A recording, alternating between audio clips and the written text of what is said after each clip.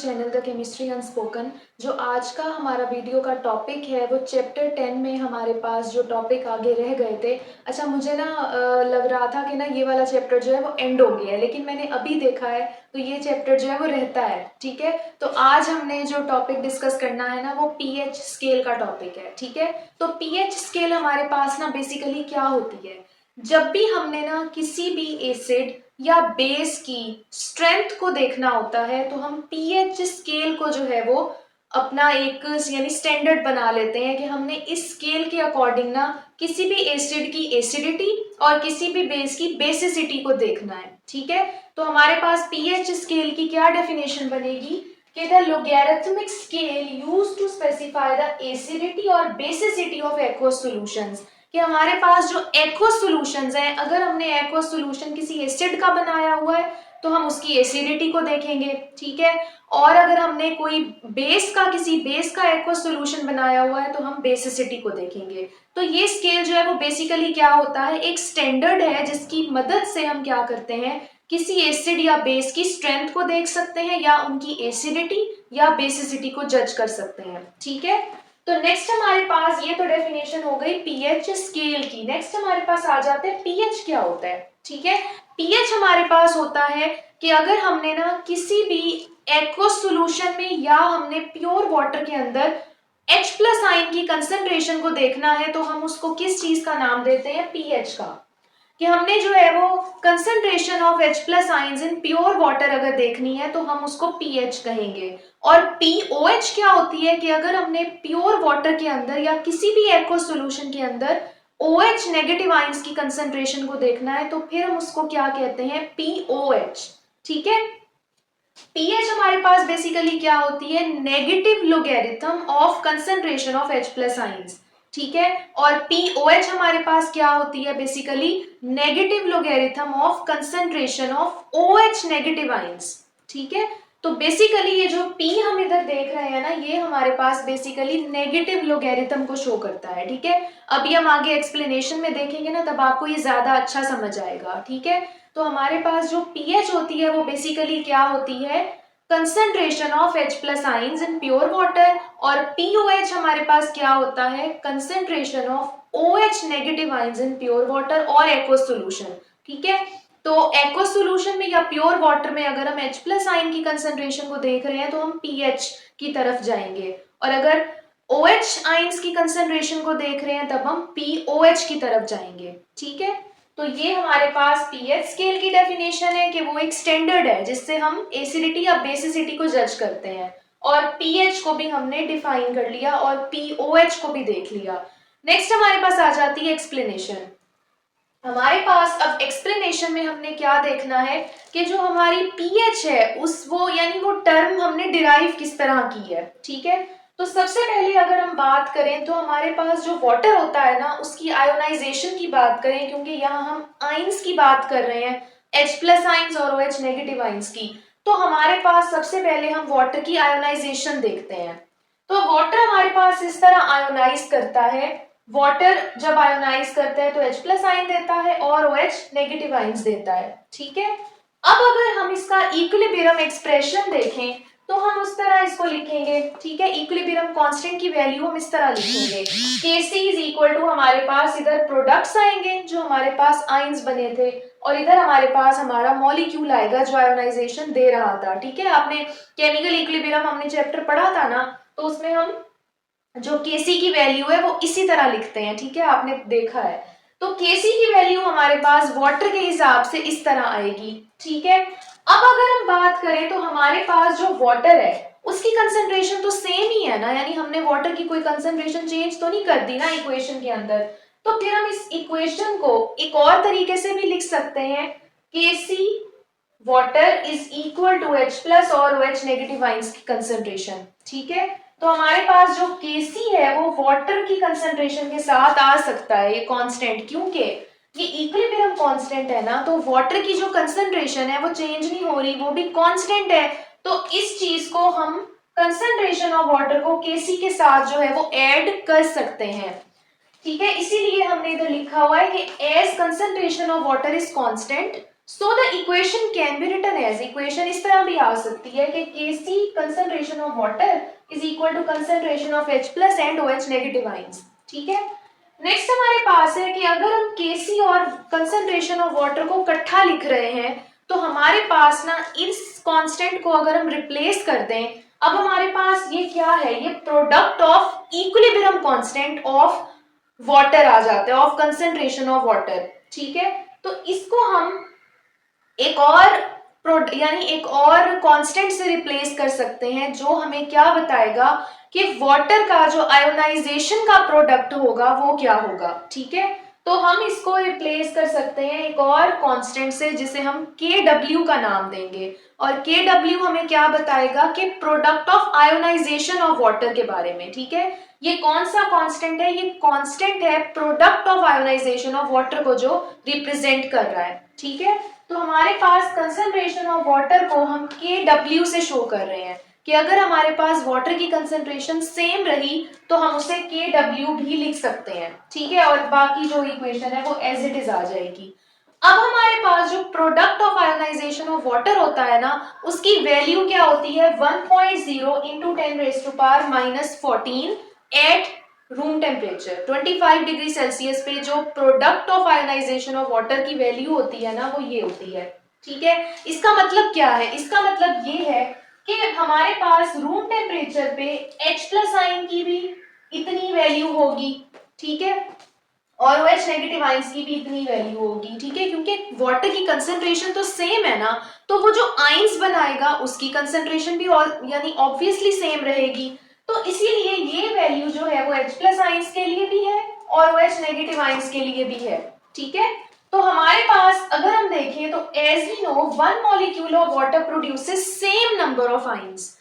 अब हमारे पास एक मॉलिक्यूल ऑफ वाटर की अगर हम बात करें तो हमारे पास एक मॉलिक्यूल ऑफ वाटर एक H प्लस आयन देता है और एक OH नेगेटिव आयन देता है। इसकी वैल्यू तो चेंज नहीं होती ना, तो इसीलिए हमने इधर ये स्टेटमेंट लिखी कि हमें पता है कि 1 molecule of water same number of ions देता है, यानी उसके H प्लस आयंस की वैल्यू भी एक ही होती है, OH नेगेटिव आयन की वैल्यू भी 1 होती है। ठीक है, दोनों 1 1 होते हैं। तो हमारे पास अगर हम इसको इस तरह लिख लें तो कि H प्लस आयंस और OH नेगेटिव आयंस क्या है, आपस में थोड़े इक्वल हैं। ठीक है, तो इसका मतलब क्या है, H प्लस की जगह OH नेगेटिव लिख सकते हैं और OH नेगेटिव की जगह H प्लस लिख सकते हैं। तो हमने इधर क्या किया, हमने OH नेगेटिव की जगह H प्लस लिख दिया, क्योंकि दोनों तो सेम है तो एक दूसरे की जगह पे आ सकते हैं। तो इसीलिए हमारा इधर क्या आ गया H प्लस का स्क्वायर, क्योंकि H प्लस 2 दफा हमने लिख दिया। और H प्लस स्क्वायर की वैल्यू हमारे पास क्या थी 1.0 इंटू 10⁻⁻14। तो हमारे पास H प्लस की वैल्यू इतनी थी, तो स्क्वायर जो है उसको रिप्लेस करने के लिए, उसको कट करने के लिए हमने इधर क्या ले लिया, दोनों साइड्स पे स्क्वायर रूट ले लिया। तो जब हमने स्क्वायर रूट लिया तो हमारे पास H प्लस की कंसंट्रेशन जो है वो कितनी बन गई, क्योंकि -14 जो है उसका स्क्वायर क्या होगा 7 आएगा ना, तो इधर वैल्यू हमारे पास आ गई 1.0 इंटू 10⁻⁻7 मोलर। ठीक है, तो H प्लस आयंस की जो कंसंट्रेशन है वो बेसिकली कितनी निकलती है 1.0 इंटू 10⁻⁻7 निकलती है। ठीक है, तो इससे हमें ये पता चला कि इधर H प्लस ये वाली वैल्यू थी ना, ये उन्होंने दोनों आयंस के हिसाब से दी हुई थी। ठीक है, कि अगर हमारे पास H प्लस है तो उसकी जो वैल्यू है वो कितनी है 1.0 इंटू 10⁻⁻7 है, और बाकी जो वैल्यू है वो OH नेगेटिव की होगी। ठीक है, तो ये total product of ionisation of water की वैल्यू इतनी है, उसके दोनों आयंस की वैल्यू उसको मिला के 10⁻⁻14 आता है। ठीक है, तो हमारे पास अब ये जो वैल्यू है ना, ये H प्लस आयंस की कंसंट्रेशन की वैल्यू है। ठीक है, अगर हम ना अब इस वाले हमारे पास जो ये वैल्यू है इसको हम ना यूज नहीं कर सकते प्रैक्टिकली।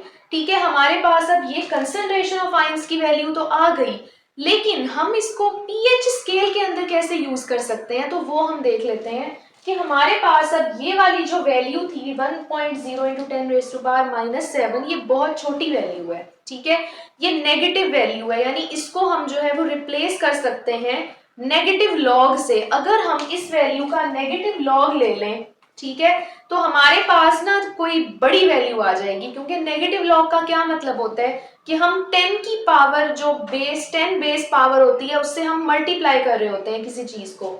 तो अगर हम इस इक्वेशन को इस तरह रिप्लेस कर दें कि अगर हम इसको भी नेगेटिव लॉग इधर ले लें h प्लस का, और इस साइड पे भी हम नेगेटिव लॉग ले लेते हैं, ठीक है। तो हमारे पास जब नेगेटिव लॉग h प्लस का आएगा, तो negative log of h plus, या कोई भी अगर हम कंसंट्रेशन की बात करते हैं तो हम उसको किससे रिप्रेजेंट कर देते हैं, p से, ठीक है। p का मीनिंग क्या होता है, p का मीनिंग होता है बेसिकली कि हमने यहाँ नेगेटिव लॉग ले लिया है, ठीक है। तो हमारे पास h प्लस की जगह pH हम लिख देंगे, नेगेटिव लॉग। और ये क्या है, ये हमारे पास है H प्लस आयन की कंसंट्रेशन। हम इधर माइनस लॉग, नेगेटिव लॉग लिख के इधर हम ये वैल्यू भी लिख सकते हैं, या हम इधर H प्लस लिख देंगे। तो हमारे पास हमें एक इक्वेशन मिल गई जिससे हम ये पता कर सकते हैं कि हमारे पास जब भी H प्लस आयन की कंसंट्रेशन सामने होगी ना हमारे, क्योंकि ये तो प्योर वाटर की दी है ना, प्योर वाटर की निकाली है ना हमने। अगर हमारे पास कोई और सॉल्यूशन होता, प्योर वाटर ना होता, कोई और हमारे पास एसिड आ जाता, क्योंकि हमने पढ़ा है ना कि एसिड के अंदर भी H प्लस आइंस होते हैं। तो अगर इधर वाटर की जगह कोई और एसिड आ जाता, उसकी वैल्यू तो चेंज होती ना, उसकी कंसंट्रेशन ऑफ आयन तो चेंज होते। तो इधर हमने H प्लस इसलिए लिख दिया कि हमारे पास वाटर के अलावा जब हम बात करेंगे किसी एसिड की, तब हम उसकी वैल्यू इधर पुट करके उसकी पीएच निकाल सकें, ठीक है। और पीएच बेसिकली क्या होती है, मैंने अभी बताया था, negative log of concentration of H plus ions.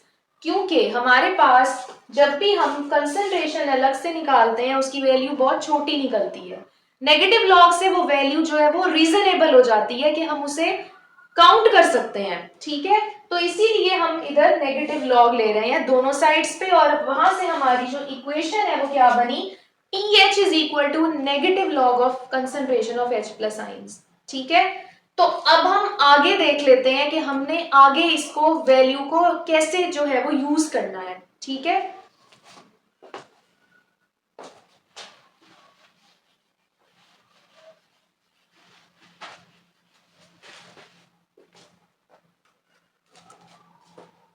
हमारे पास अब जो वैल्यू है वो इस तरह है, pH is equal to minus log of H plus, ठीक है।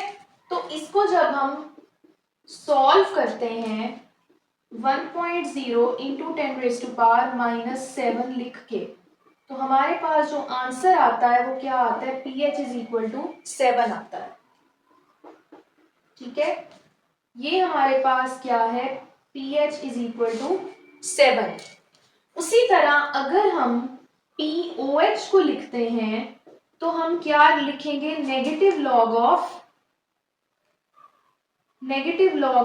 OH नेगेटिव आइंस, ठीक है। तो हमारे पास जो POH है उसकी वैल्यू भी कितनी है, जितनी H प्लस आइन की वैल्यू थी। तो हमारे पास इसकी वैल्यू भी कितनी आती है, 7 आती है, ठीक है। POH की वैल्यू अगर निकालें तो, ठीक है। तो अब हम जब यानी हम जब वाटर की pH और POH को प्लस करते हैं तो 7 + 7 हमारे पास कितना आता है, 14, ठीक है। तो वही चीज आ गई ना जो हमने इधर की थी, 1.0 इंटू 10⁻⁻14 बेसिकली क्या था, अगर हम इधर KW की वैल्यू का लॉग ले लेते हैं, KW की वैल्यू का हमने माइनस लॉग ले लिया, 1.0 इंटू 10⁻⁻14 का लॉग ले लिया, तो वो भी 14 आएगा, ठीक है। तो product of ionisation of water का कांस्टेंट, उसकी वैल्यू भी कितनी है, 14। और अगर हम इसकी बात करें तो हमारे पास जब भी हम किसी न्यूट्रल सब्सटेंस की बात करते हैं ना, किसी चीज को हमने न्यूट्रल करके देखना है, तो उसका जो प्रोडक्ट आता है पीएच और पीओएच की एडिशन के साथ कितना निकलता है, 14 निकल रहा है। तो इसीलिए जब भी हम पीएच स्केल के अंदर, आपको जो है वो स्क्रीन पे भी पीएच स्केल शो हो रहा होगा, ठीक है। मैंने इधर नहीं बनाया क्योंकि पीएच स्केल जो है कलरफुल सा होता है, तो वो कलरफुल ही अच्छा लगता है, बोर्ड पे इतना अच्छा नहीं लगता। तो हमारे पास ना जो पीएच स्केल होता है वो 0 से लेके 14 तक होता है। ठीक है, क्यों 14 तक होता है? क्योंकि हमारे पास जब हम पीएच की बात करते हैं उसकी जो वैल्यू है वो 7 निकलती है। यानी एसिड के अंदर भी अगर हम बात करें तो हमने 7 को देखना है, पीओएच बेस के अंदर बात करें तो हमने 7 को देखना है। ठीक है, तो हमारे पास इन दोनों का जो सम है वो 14 निकल रहा है। तो इसीलिए हमने क्या किया, हमने ना वैल्यूज ही 14 तक कर ली पीएच स्केल के अंदर, ताकि हमारे पास जब भी कोई वैल्यू, क्योंकि अब हमने वाटर के हिसाब से किया है ना, तो वाटर क्या है, वाटर यूनिवर्सल सॉल्वेंट है। वाटर के अंदर हजारों जो सोल्यूट्स हैं वो डिसॉल्व हो सकते हैं। ठीक है, लेकिन हमने एसिड और बेस को भी तो देखना है ना। तो इसका मतलब अगर वाटर की टोटल जो वैल्यू है पीएच और पीओएच की वो 14 आ रही है, तो एसिड और बेस की भी इस हिसाब से ही आएगी। तो हमने सारे एसिड्स और बेसिस को देखते हुए हमने पीएच स्केल को 0 से 14 तक जो है वो नंबर दे दिया कि अगर हमारे पास 7 से लेस देन 7 हमारे पास कोई वैल्यू आएगी पीएच स्केल में, तो हमें पता चल जाएगा वो एसिड है।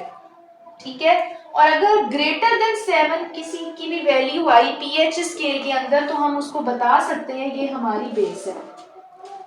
ठीक है, तो इधर हमारे पास जो है ना एसिड और बेस के कॉन्सेप्ट को समझने के लिए हमने एक इंस्ट्रूमेंट जो है वो, आप यानी कह सकते हो कि हमने एक इंस्ट्रूमेंट जो है वो आइडेंटिफाई करवाया पीएच स्केल की फॉर्म में, कि पीएच स्केल की मदद से हम क्या कर सकते हैं, जब भी हम पीएच स्केल को यूज करेंगे किसी भी एसिड और बेस को देखने के लिए कि वो एसिड है या बेस है, तो हमारे पास ये हमें एक फॉर्मूला मिल गया कि जब लेस देन 7 वैल्यू आएगी पीएच स्केल के ऊपर, तो क्या होगा, वो एसिड है। ठीक है, क्योंकि हम पीएच स्केल को किस तरह यूज करते हैं, हमारा पीएच पेपर होता है। ठीक है, पीएच पेपर की स्ट्रिप होती है, उसको हम किसी सॉल्यूशन के अंदर डिप करके ना कलर चेंज देखते हैं उस स्ट्रिप का। अगर वो कलर चेंज लेस देन 7 की वैल्यू पे आ रहा है, ठीक है, तो वो एसिड है, वो सॉल्यूशन हमारा। और अगर वो ग्रेटर देन 7, वो जो कलर चेंज है वो उस वैल्यू में आ रहा है ग्रेटर देन 7 में, तो फिर वो क्या होगा, बेस होगा। और 7 अगर आ रहा है तो वो न्यूट्रल होगा। ठीक है, और न्यूट्रल क्या होता है, वाटर। ठीक है, तो ये हमारे पास बेसिकली क्या है, कॉन्सेप्ट है पीएच स्केल का। यूजेस ऑफ पीएच की अगर हम बात करें तो वो आपको खुद भी पता है कि हम कहाँ कहाँ उनको यूज कर सकते हैं। लैब्स में यूज करते हैं, इंडस्ट्रीज में यूज करते हैं। ठीक है, आइडेंटिफिकेशन के लिए यूज करते हैं एसिड और बेस की। ठीक है, तो आपके पास जो है वो पीएच स्केल के बहुत सारे यूजेस हैं। ठीक है, तो मुझे उम्मीद है कि आपको वीडियो बहुत अच्छी लगी होगी। मेरे चैनल को ज़रूर सब्सक्राइब करें और कमेंट्स में भी मुझे लाजमी बताएं कि आपको वीडियोस कैसी लगती हैं। और अपना ख्याल रखें, तब तक के लिए अल्लाह हाफिज़।